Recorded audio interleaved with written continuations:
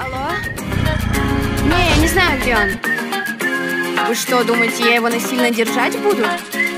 Заперла тебя дома, недоступны телефоны. Даже от друзей, знакомых забрала.